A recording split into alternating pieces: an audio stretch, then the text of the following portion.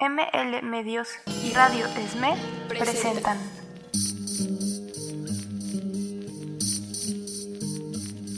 Yo pregunto a los presentes, Forjando futuro. si no se han puesto a pensar que esta tierra es de nosotros y no del que tenga más.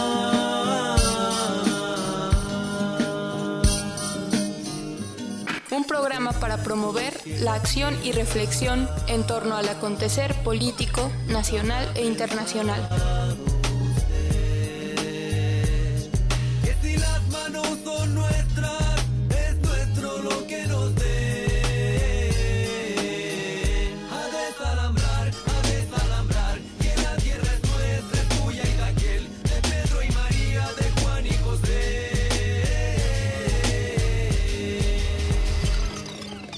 ML Medios. Buenas noches, buenos días, buenas tardes, dependiendo de la hora en la que nos escuchen. Estamos una vez más en su programa Forjando Futuro. Me presento, soy Fernanda Justo. Se presentan los compañeros que están el día de hoy aquí. David Torres, buenas noches. Carlos Ortiz, buenas noches. Bueno, el día de hoy vamos a tocar el tema, digamos, en el marco de la reciente celebración, ¿no?, de conmemoración del 1 de mayo, además un 1 de mayo diferente a los de otros años, prácticamente inédito, puesto que por la situación del COVID-19, pues nos encontramos en la imposibilidad de salir a tomar las calles, sin embargo, pues parte también de lo que hemos venido abordando en este intento de politizar el análisis de la crisis es pues la situación tan adversa que enfrentamos las y los trabajadores ante esta justamente esta múltiple o esta crisis múltiple que ya como también hemos dicho en otras ocasiones, bueno, pues en realidad es una crisis económica la que ya se veía venir y que no es precisamente la crisis económica del coronavirus, como muchos analistas han intentado llamarla, pero que sí efectivamente se ha agravado y ha presentado nuevas situaciones, ha agudizado también la precarización de gran parte de la población y nos interesa un poco también pues abordar primeramente pues cuál es ese escenario, en qué situación nos encontramos las y los trabajadores, qué nuevos retos enfrentamos, qué propuestas están surgiendo, cómo podemos pensar en que salir de esta crisis no signifique mayor precarización, mayor pobreza, mayor pérdida de derechos laborales y en general derechos civiles, derechos, libertades democráticas, digámoslo así, para nuestros pueblos, ¿no? Entonces, para esto, pues pensamos que primero es necesario ubicar pues algunas cuestiones generales de ese panorama. Seguramente muchas cuestiones dejaremos fuera porque por razones obvias ahorita hay situaciones muy en lo concreto que también nos llaman a voltear a verlas y quizá dejar de lado algunas otras para un análisis posterior, ¿no? Entonces, bueno, me parece mi compañero David va a empezar con justamente un análisis un poco más general respecto a esta, digamos, una radiografía de las y los trabajadores en el país para que podamos ahí ir comentando y profundizando en algunas de las cifras y de las opiniones, ¿no?, que podamos ir virtiendo cada uno. Sí, pues bueno, evidentemente esta múltiple crisis viene pues a agravar en mucho la situación de todos nosotros los trabajadores.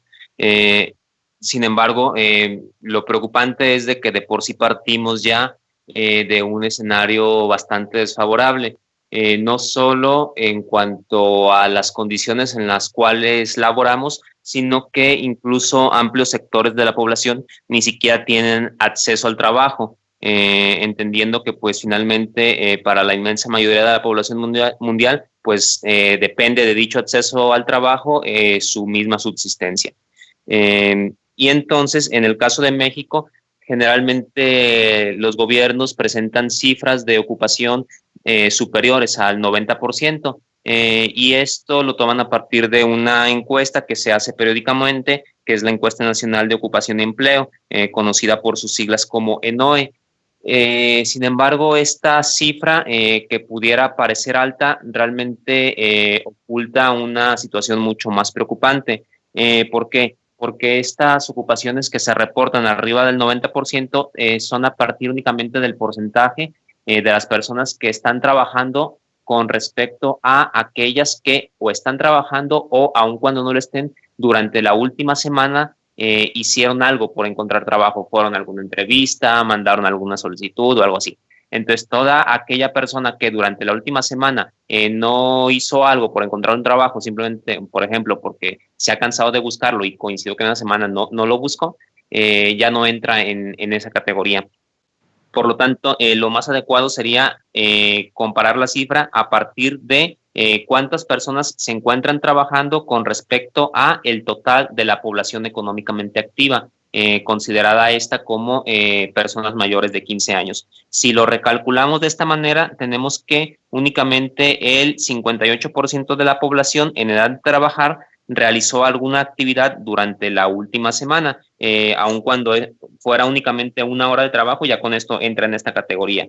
Sin embargo, pues realmente tampoco podemos hablar de que este 58% de la población económica en edad de trabajar, pues tenga acceso a un trabajo que le permita satisfacer sus necesidades básicas. Tenemos, conforme a la encuesta del Coneval, que alrededor del 78% de los mexicanos se encuentran en situación de pobreza.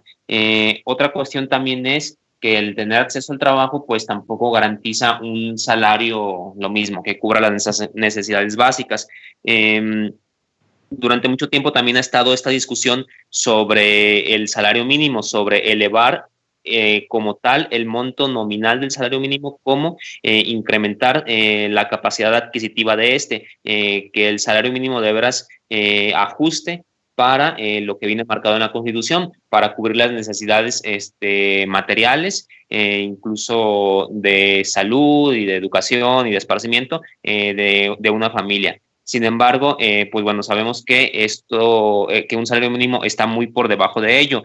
Por ejemplo, realmente para que una familia se encuentre por arriba una familia de 4 personas se encuentre por arriba de la línea de la pobreza, se requeriría que las percepciones de esta familia fuera de 4.7 salarios mínimos. Sin embargo, 7 de cada 10 trabajadores no caen en esta categoría. Tenemos, por ejemplo, que el 6% de la población que trabaja ni siquiera recibe un ingreso. El 20% de la población que trabaja recibe un salario mínimo o menos. El 32% recibe entre 1 y 2 salarios mínimos, y apenas el 18% recibe un monto entre 2 y 3 salarios mínimos. Tenemos, por lo tanto, que pues hay una condición de suma precariedad tanto en los salarios como en las condiciones en las cuales se realiza el trabajo. Alrededor del 50% de la población se encuentra laborando en la informalidad, no tiene un contrato colectivo de trabajo firmado como tal, no tiene acceso a un sistema de seguridad social. Y bueno, todo este panorama se ve ahora agravado ante la crisis. A lo largo del programa vamos a ir poniendo algunos ejemplos de cómo pues ha habido una pérdida importante de empleos en este apenas inicio de la crisis sanitaria, y se prevé que esto continúe. Por ejemplo, y esto último pues ocurre en general en todo el mundo a partir de la crisis sanitaria. Sin embargo, en gran medida los países más afectados son aquellos o somos aquellos cuya economía es menos fuerte, por así decirlo, e incluso más que ello, también tiene que ver la distribución de la riqueza. La amplia desigualdad que existe en México pues también agrava la crisis. Conforme a un reporte de la Organización Internacional del Trabajo del 7 de abril, se prevé que, motivado por esta crisis sanitaria, haya una reducción del empleo de alrededor del 6.7%. Esto en lo que consiste es en la pérdida de 195,000 millones de empleos de tiempo completo a nivel mundial. Se prevé, por ejemplo, que para América la pérdida total de empleos sea de alrededor de 24 millones. Los diferentes sectores se ven afectados de manera distinta.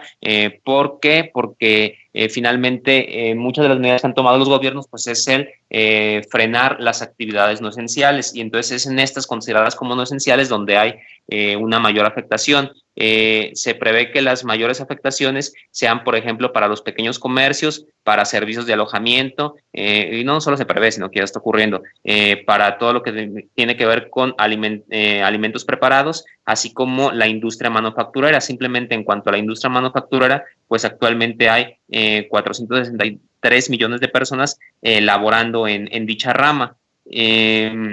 La situación es tan crítica que la propia Organización Internacional del Trabajo la caracteriza como la peor crisis económica desde la Segunda Guerra Mundial. Por otro lado, tenemos que aquellos actores que no han parado se encuentran también en una situación complicada, sobre todo en una situación de alto riesgo ante los contagios. Ni qué decir, por ejemplo, del personal de salud y de otros ramos de la economía, como es el transporte, la agricultura y los servicios públicos esenciales. Y pues finalmente las afectaciones, lo mismo, están siendo aún más acentuadas para aquellos sectores de la población que desde antes del inicio de la pandemia ya tenían menores ingresos y peores condiciones laborales, como es, por ejemplo, el caso de la economía informal. En el caso de la economía informal, hay alrededor de 200 millones de personas que laboran en esta a nivel mundial, y hay países como México donde pues esta proporción, ya lo dije, es bastante alta. Hay países también como la India donde se sabe que alrededor del 90% de la población labora en esta economía informal, y donde dicha población ha sido fuertemente afectada por las medidas restrictivas que ha impuesto el gobierno de la India. Esto sirve únicamente pues como una introducción de cómo o a qué es a lo que los trabajadores nos estamos enfrentando ante esta crisis de salud. Sí, a mí me gustaría abonarle también con algunos datos a estos aspectos que ya has abordado. Por un lado, en el plano internacional, hace me parece que más o menos unas 2-3 semanas salió un informe de la Organización Internacional del Trabajo en la que se preveía un determinado porcentaje del deterioro en las economías mundiales y que sus repercusiones respecto a la pérdida de empleos, ¿no? Sin embargo, hace unos días sale un nuevo informe en donde estas predicciones son todavía más graves, ¿no? Por ejemplo, en este aspecto del deterioro en las economías y su afectación directa en los puestos de trabajo, se preveía un deceso del 6.7%, que implicaba alrededor de 195 millones de empleos de tiempo completo que se perderían. Y las últimas cifras que dan comentan que, bueno, se pasa al 10.5% de este deceso, y implica la pérdida no de 195 millones, sino de 305 millones de empleos de este tipo, es decir, de tiempo completo, que en realidad son como las horas laborales que se estuvieran perdiendo, ¿no? Más o menos en el mismo sentido, pues se habla de 436 millones de empresas que enfrentan el riesgo de interrupción tal cual en las actividades, y estas afectaciones que ya comentabas tú, específicamente de cuáles, digamos, de las ramas económicas, ¿no? más específicas. En el caso de nuestro país también me parece sumamente preocupante, ¿no? Porque más allá de los primeros datos que se dieron respecto a marzo o abril, que pues, ya fueron datos pues de la propia Secretaría del Trabajo, hoy en día se habla de 300,000 puestos de trabajo perdidos, de 84 empresas por lo menos que dieron de baja a todo su personal ante el IMSS, y por ejemplo, en el caso de los empleos informales, también hay otro aspecto que me parece importante de abordar, y es que bueno, si estamos hablando de alrededor del 56.2% de la población que se encuentra ocupada en este sector, ¿no? Pero de los cuales además 82.1% son jóvenes y el 72.5%, más bien el 82.1% de los jóvenes ocupados están dentro de este sector y el 72.5% de los adultos mayores de 60 años y más también se encuentran en este sector, ¿no? De los que están trabajando, que además de por sí pues es ya cuestionable el hecho de que haya una cantidad tan inmensa de personas de mayores de 60 años teniendo que trabajar y que esto también me parece importante de abordar porque junto con esta otra crisis sanitaria, pues son los sectores que están siendo más afectados. En el caso de los jóvenes, en el sentido del contagio, la mayoría del universo de contagiados se encuentra precisamente en edades jóvenes, en aquellos pues que no tienen de otra y tienen que salir a trabajar y por lo tanto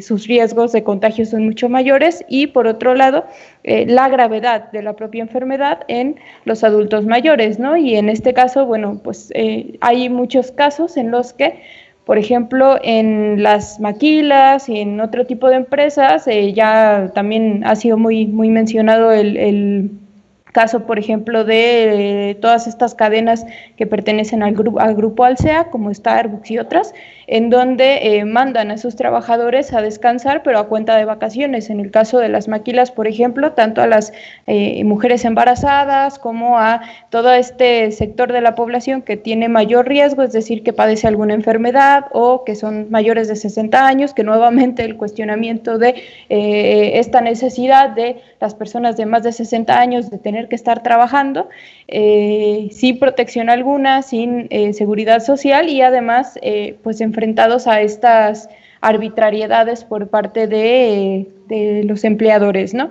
De hecho, lo que se puede identificar claramente durante estos ya más de un mes de distanciamiento social, ¿no? De cuarentena, etcétera, pues es justamente una sistemática violación de los derechos laborales que sobre todo se ha como materializado pues en despidos injustificados, en esta suspensión temporal del trabajo, que es esto de mandarlos a sus casas pero sin el cobro de su salario, ni prestaciones, ni ninguno de este tipo, y las bajas tal cual ante el Seguro Social, ¿no? Que puede ser tanto la pérdida de los empleos como puede ser también el que simplemente las empresas busquen ahorrarse algunos de los compromisos que implica la propia relación obrero-patronal y simplemente como flexibilizar todavía más las formas contractuales, ¿no? Que mantienen en sus centros de trabajo. No sé si quieran abordar algo antes de irnos a un primer corte. Bueno, sí, me gustaría pues también apuntar pues que el gran riesgo pues, que tenemos nosotros como trabajadores que estamos trabajando en alguna empresa también son los sindicatos charros. Los sindicatos charros van a negociar con las empresas precisamente para poder obtener beneficios económicos para las empresas, reducir los salarios, quizás reducir prestaciones y lógicamente perjudicar a los trabajadores.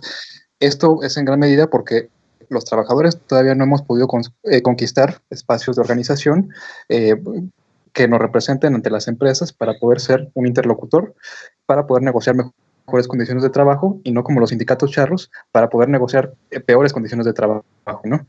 Hasta ahí. Bueno, nos vamos a un primer corte musical. No olviden que pueden seguirnos en redes sociales. Estamos en Facebook como PT Jalisco y en Facebook les invitamos también a seguir las páginas de ML Medios TV y de Radio ESME y enseguida regresamos.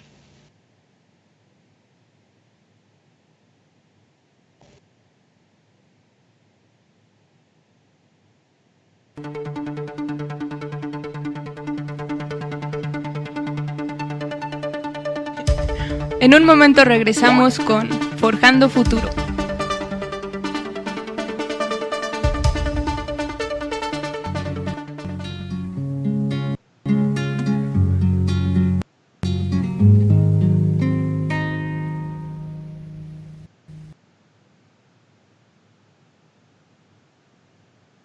Cuando voy trabajo, pienso en ti por las calles del barrio, pienso en ti cuando miro los rostros tras el vidrio empañado, sin saber quiénes son, dónde van. Pienso en ti, mi vida, pienso en ti,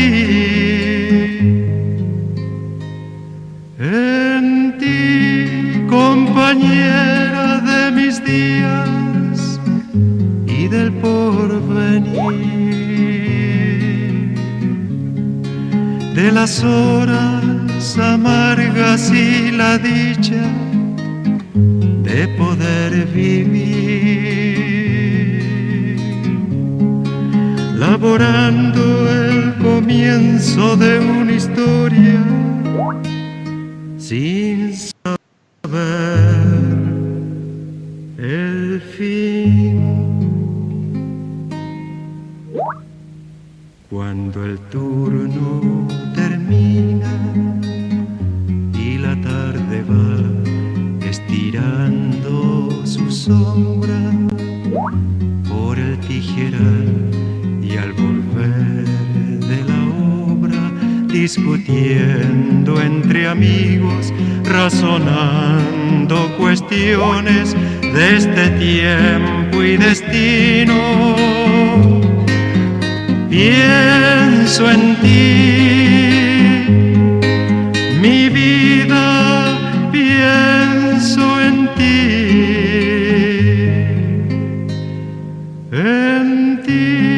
compañera de mis días y del porvenir,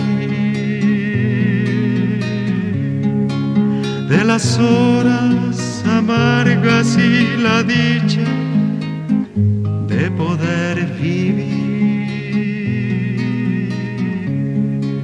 laborando el comienzo de una historia sin saber el fin. Cuando llego a la casa, estás ahí y amarramos los sueños.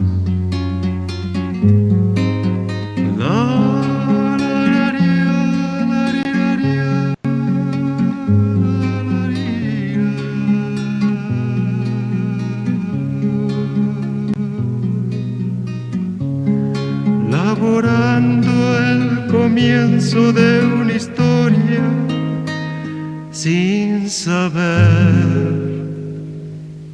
el fin.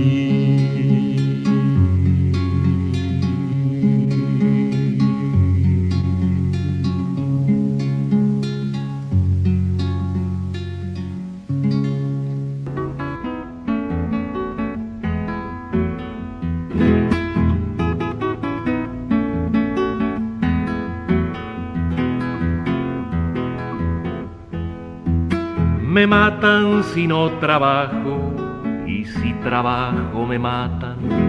Me matan si no trabajo, y si trabajo me matan.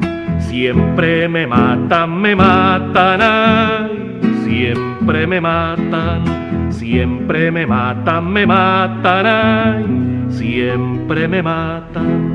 Ayer vi a un hombre mirando el sol que salía.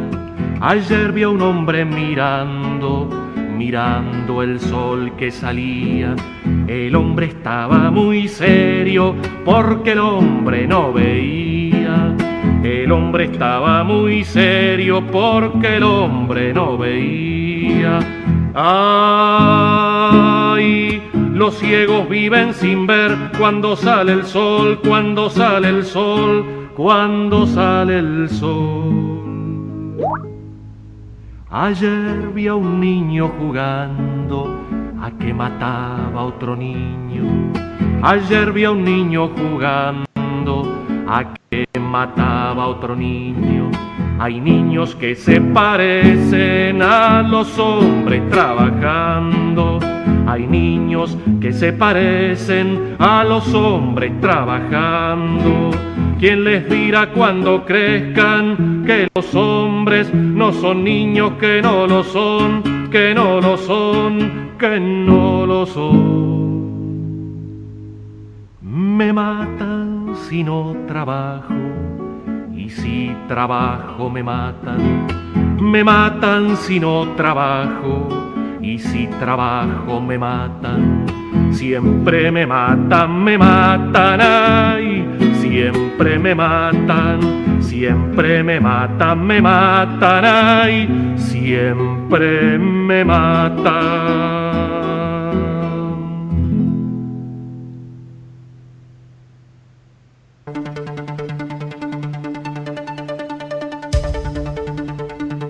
Estás escuchando Forjando Futuro. Ya regresamos.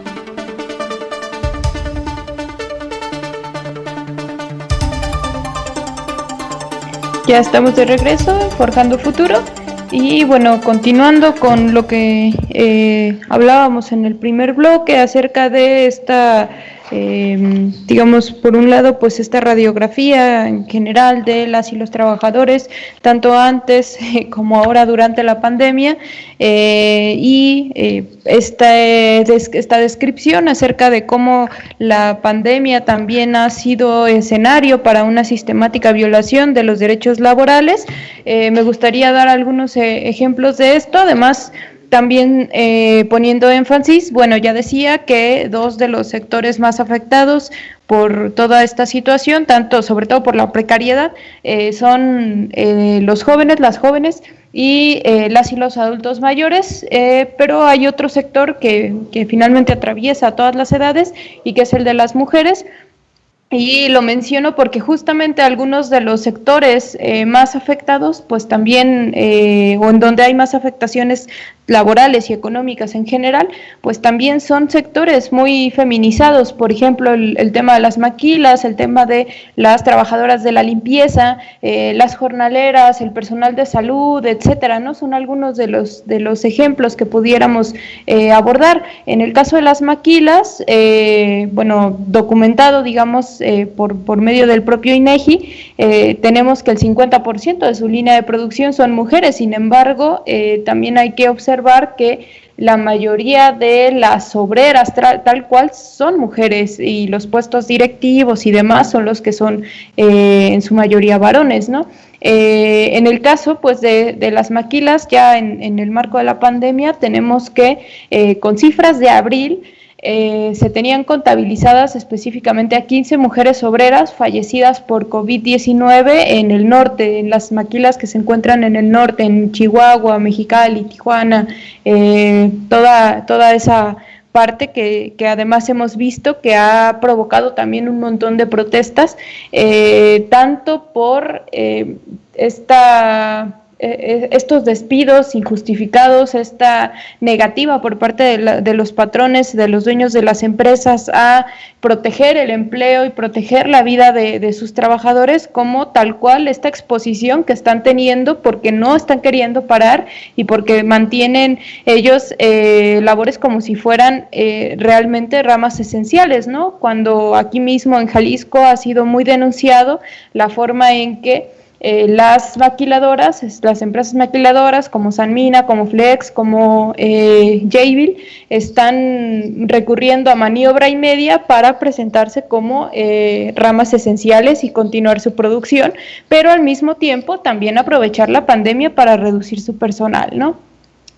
Otro de los casos en este rubro es el de Chihuahua, donde tan solo durante abril hablan de que se perdieron 20,000 empleos, y había una predicción por parte de los propios empresarios respecto a que solamente en esta semana se perderían 6,000 empleos más, y estamos hablando únicamente de la capital del estado de Chihuahua.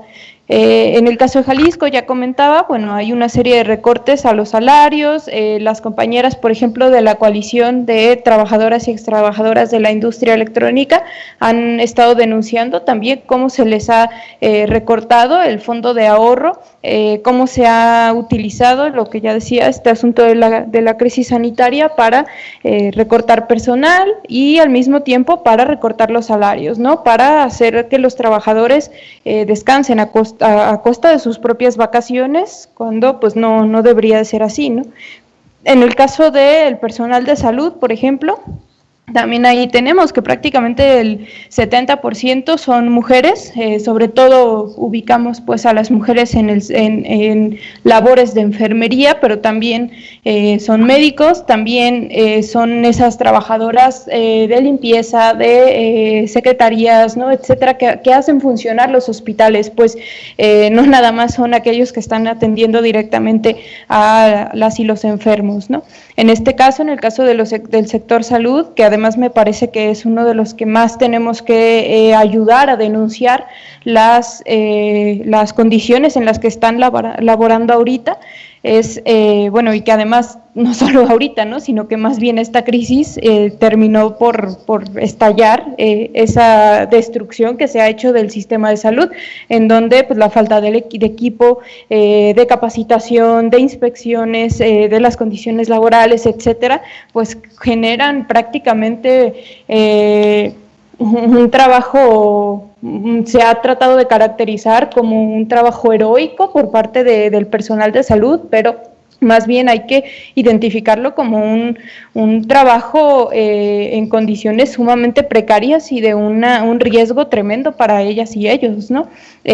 Por ejemplo, aquí también a mediados de abril se tenían contabilizados 535 médicos y enfermeras contagiados, además de 4.148 en cuarentena y 9 decesos. Seguramente las cifras no las tengo yo actualizadas, pero son muchísimo más altas. Y por otro lado, dentro de este mismo sector salud, el caso de prácticamente un limbo jurídico en el que se encuentran la mayor parte de las y los trabajadores, en donde no se cuenta con con contratos formales, y en muchísimos de los casos ni siquiera con un contrato. Este es el caso, por ejemplo, de los trabajadores que estaban dentro de la plantilla del Seguro Popular, ese que fue desaparecido para pasar a la creación del INSABI, y sin embargo, muchísimos médicos y enfermeras han estado denunciando que no fueron liquidados como debería de ser, y tampoco fueron recontratados como se les prometió. En el caso de Oaxaca, por ejemplo, tenemos a varios compañeros y compañeras que han venido manteniendo la lucha en condiciones sumamente precarias, ¿no?, enfrentando además en este momento pues los asuntos de la pandemia y exigiendo la recontratación, puesto que a ellos se les prometió que precisamente iban a ser quienes pasaran a formar parte de ese digamos, de ese grupo que pues empezaría a echar a andar el INSABI, cuando no es así. No se les ha respetado ni la antigüedad, no se les ha respetado absolutamente nada, ¿no? Y en cambio, por ejemplo, ellos denuncian que el recurso ya está, que se ha estado contratando a otras personas que nada tenían que ver, y esto pone un poco también en entredicho esta afirmación por parte del gobierno federal de la contratación de médicos y enfermeras a nivel nacional, que supuestamente se está tratando de cubrir a marchas forzadas, ese déficit histórico que hemos tenido. Y bueno, vemos por otro lado a estos médicos y enfermeras que están exigiendo su reingreso al trabajo y que no están siendo atendidos, ¿no? Que este es otro de los asuntos que en el caso, digamos, en los temas laborales también está dejando la pandemia, y que es el hecho de que los propios tribunales para atender el conjunto de problemáticas están parados, ¿no? Por ejemplo, no solo son los problemas que la pandemia está haciendo surgir, sino esas otras luchas que ya estaban ahí. En el caso de las huelgas, por ejemplo, de trabajadores, tenemos 2 activas desde antes de la pandemia, que son la de Subnotimex, los trabajadores de Notimex, y los trabajadores de la Universidad de Chapingo, que ellos han estado también denunciando que no se les está atendiendo, que se sigue dando largas a las audiencias por las circunstancias ya sabemos en las que nos encontramos, pero al mismo tiempo pues requiere más bien que se agilicen estas respuestas, puesto que mantener la huelga en estas condiciones también es un mayor riesgo para las y los trabajadores, y obligarlos a retirarla pues es finalmente hacerlos renunciar a sus propios derechos laborales, ¿no? Entonces prácticamente es colocarlos entre la espada y la pared. Y otro punto que me gustaría tocar, antes de soltarles la palabra a mis compañeros, es acerca de los escasos apoyos gubernamentales que existen, ¿no? En general, sobre todo a nivel federal, pues hay una narrativa de no ceder a las presiones empresariales, de no contratar deuda, de poner primero la vida de las y los pobres, ¿no? De primero los pobres, ¿no? Ahora más que nunca, hay cuestiones de este tipo. Sin embargo, pues siguen siendo en la mayoría de los casos pues apoyos más que nada asistencialistas, ¿no? Un poco es reforzar los propios programas sociales que ya traía el gobierno de Andrés Manuel López Obrador, y en el caso de los estados, en donde pues de alguna forma por la mediana autonomía que existe, pues hay esta iniciativa de cada uno de los estados para desarrollar otro tipo de planes, bueno, pues se enmarcan igualmente en una visión sumamente limitada, ¿no? Por ejemplo, en el caso de Jalisco, tenemos que se echó a andar un plan emergente de protección al empleo y al ingreso de las personas, destinándole 1,110 millones de pesos, y de estos, por ejemplo, son 45 millones de pesos destinados exclusivamente o específicamente a las micro y pequeñas empresas, y sin embargo, según las estadísticas que se tienen, y esto es de lo registrado, solamente alcanzaría para 1 de cada 10 trabajadores que se encuentran en este sector. Lo mismo, son 60 millones de pesos para las medianas empresas, lo que nada más alcanzaría para 3 de cada 10 trabajadores que se encuentran acá. Y para los autoempleados son 600 millones de pesos que nada más cubrirían al 15% de las personas autoempleadas de las cuales se tiene registro.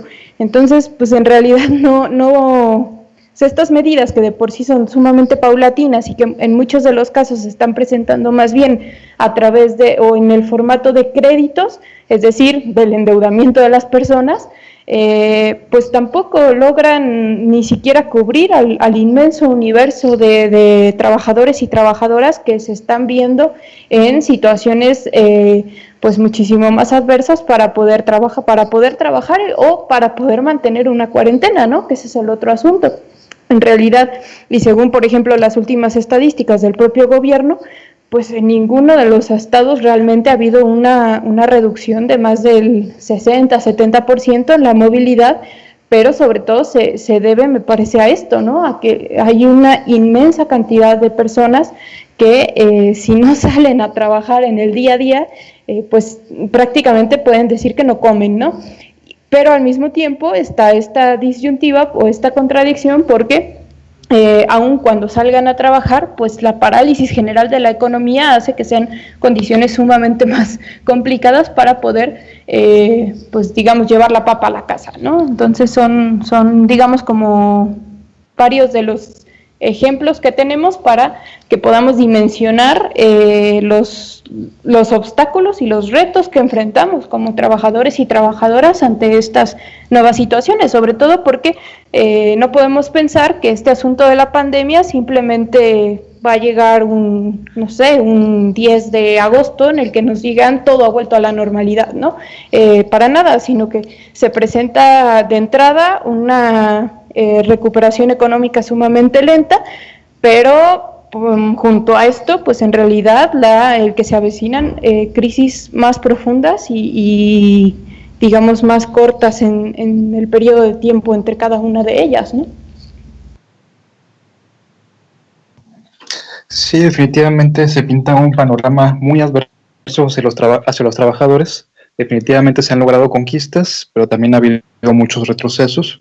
Y bueno, también por eso vale la pena sacar a colación el origen del 1 de mayo. Pues bueno, como sabemos, en el siglo XIX pues es el pleno apogeo de la revolución industrial.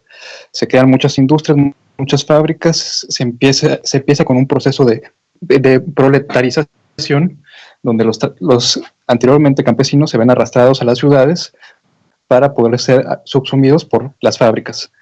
Sin embargo, pues bueno, en ese momento pues no tenían los trabajadores ningún derecho laboral, quedaban totalmente a expensas de lo que dispusiera el patrón, y pues como primer punto, como primera reivindicación que se propusieron los obreros organizados en ese tiempo, ya sea en Europa o en América, fue precisamente el logro de una jornada máxima de 8 horas, que por cierto también Carlos Marx y Engels también tuvieron un papel muy importante en exigir esta primera demanda.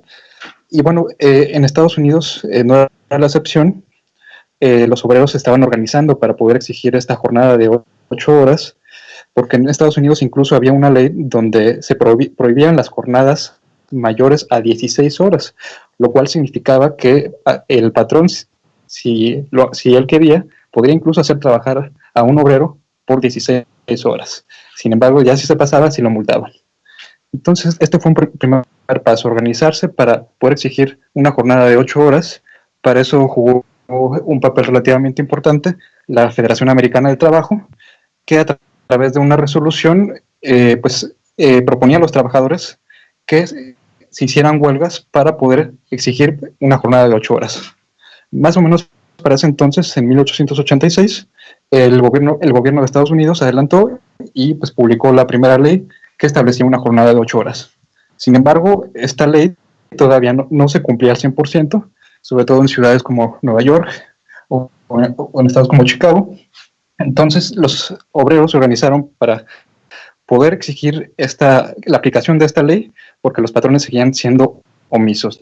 Entonces, estalla una serie de huelgas en Chicago, las cuales posteriormente son sumamente reprimidas. Sucede un acontecimiento conocido como la revuelta de High Market, el 4 de mayo, termina explotando una bomba que mata a uno de los policías, y pues la revuelta es sumamente reprimida. Los detenidos son acusados, algunos a muerte, otros son detenidos, son llevados a prisión de por vida, y pues ellos posteriormente, los que perdieron la vida, pues fueron conocidos posteriormente como los mártires de Chicago. Sin embargo, vale la pena recordar este suceso porque en ese momento, hace más de 100 años, se estaba exigiendo una jornada de 8 horas, y esa misma jornada de 8 horas que ahora es ley en la mayoría de los países, sigue sin respetarse. Incluso pues, los trabajadores todavía se ven obligados a trabajar jornadas de 12 horas, son muy pocos los que trabajan una jornada de 8 horas, y también salta a la vista una cuestión. Si hace 100 años el trabajo que producía cierta tecnología era hasta un punto eficiente, ahora con mayor razón que las tecnologías son más sofisticadas, pueden producir mucho más bienes, un mayor número de bienes en menos tiempo. Entonces, ¿por qué sigue siendo una jornada de 8 horas cuando nuestro trabajo ya es más eficiente? También, pues los trabajadores, sobre todo en las urbes, por ejemplo en la Ciudad de México, el Estado de México, en el área metropolitana de Guadalajara, se ven obligados a trasladarse por grandes distancias para poder llegar a su lugar de trabajo. Ese tiempo, lógicamente, no les es contabilizado como tiempo efectivamente trabajado. Sin embargo, debería de serlo. El trabajador está invirtiendo una cantidad de tiempo, no por gusto, sino por la necesidad de trabajar. Y bueno, pues hasta ahí mi comentario.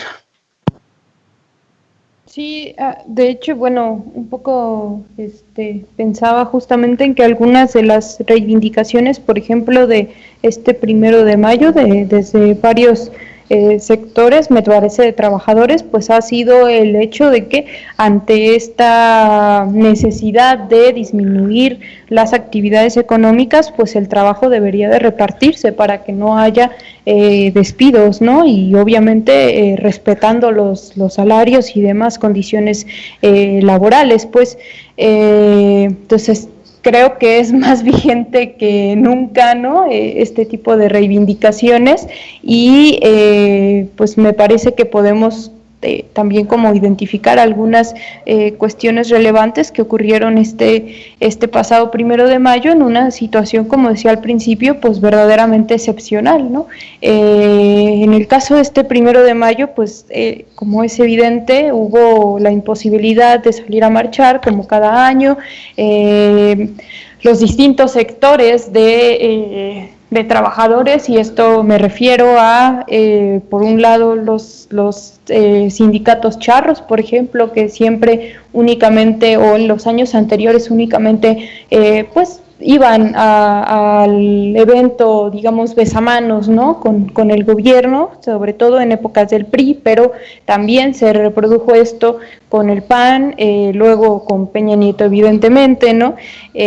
Ahora con la llamada Cuarta Transformación vemos estas disputas en el propio ámbito sindical para ver quién se hace como del título de ser los oficiales, ¿no? Sobre todo entre dos centrales distintas, la CATEM y la de Napoleón Gómez Urrutia, pero por otro lado tenemos a la CTM cerrando filas tal cual con el gobierno, con los empresarios, y llamando a estos pactos de unidad, ¿no?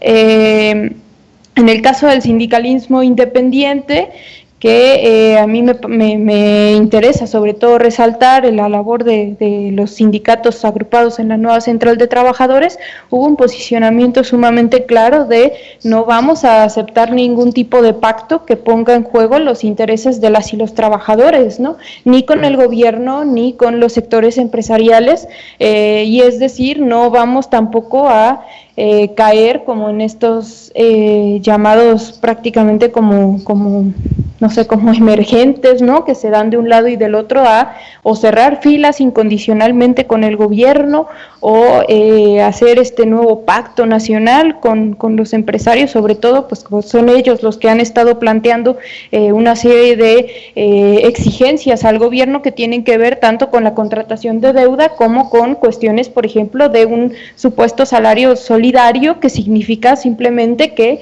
el gobierno cargue con la mitad del pago del salario y ellos se exenten de ese compromiso, ¿no?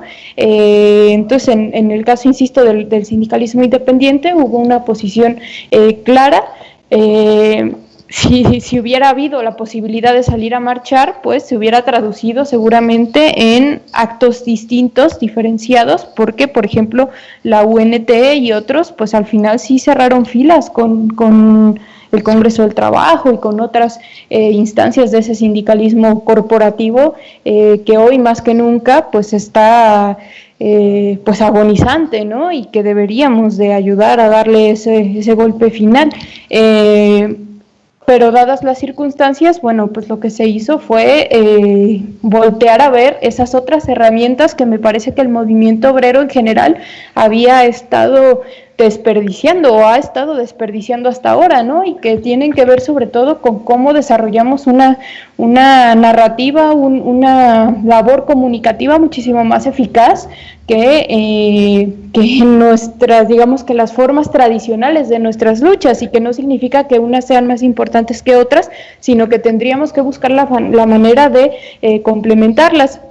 La nueva Central de Trabajadores, por ejemplo, pues organizó este pasado 1 de mayo fundamentalmente dos acciones. Una fue un mitin virtual en donde hubo participación, por ejemplo, de estos conflictos abiertos que ya comentaba, tanto de compañeros del STUACH, de Sudnotimex, de un movimiento que en este momento se llama No Vivimos del Aplauso, que son justamente los trabajadores y las trabajadoras de la cultura que se están viendo también afectados en sus condiciones y simplemente en el derecho al trabajo, ¿no? Platicando, estuvieron compañeros que han estado acompañando los paros de las maquilas en el norte del país, específicamente en Mexicali y en Tijuana.